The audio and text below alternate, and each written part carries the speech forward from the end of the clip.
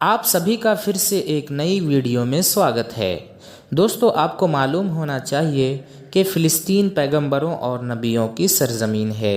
جتنے بڑے بڑے نبی اور پیغمبر آئے اسی فلسطین میں ہی آئے۔ سب سے پہلے حضرت ابراہیم علیہ السلام جو آج سے لگ بھگ 4000 سال پہلے عراق کے شہر اور سے فلسطین میں آ کر آباد ہو گئے۔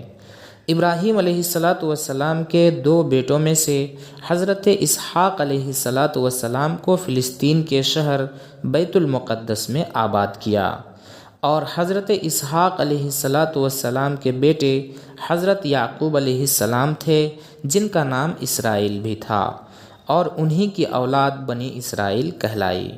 اور حضرت یعقوب علیہ السلام کی نسل ہی میں زیادہ تر پیغمبر پیدا ہوئے، جیسے حضرت یوسف علیہ السلام، حضرت داؤد علیہ السلام، حضرت سلیمان علیہ السلام، حضرت زکریا علیہ السلام، حضرت یحییٰ علیہ السلام، حضرت موسیٰ علیہ السلام، اور حضرت عیسیٰ علیہ السلام، اور ان کے علاوہ بہت سے دیگر بڑے بڑے پیغمبر اسی سرزمین میں پیدا ہوئے اور بنی اسرائیل میں سے ہوئے۔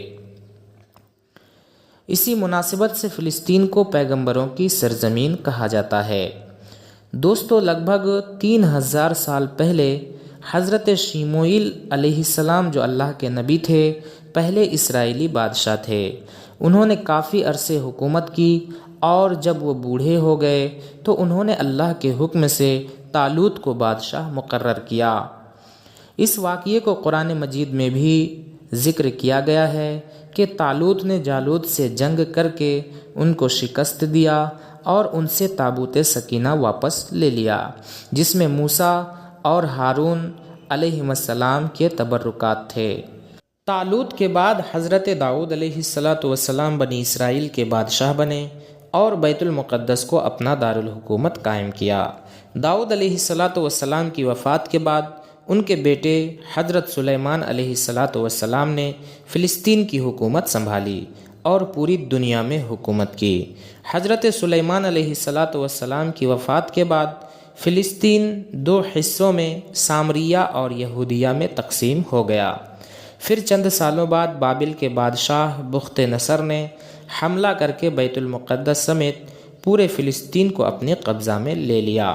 پھر 332 قبل مسیح میں بیت المقدس پر سکندر اعظم نے قبضہ کر کے اپنی حکومت قائم کر لیا۔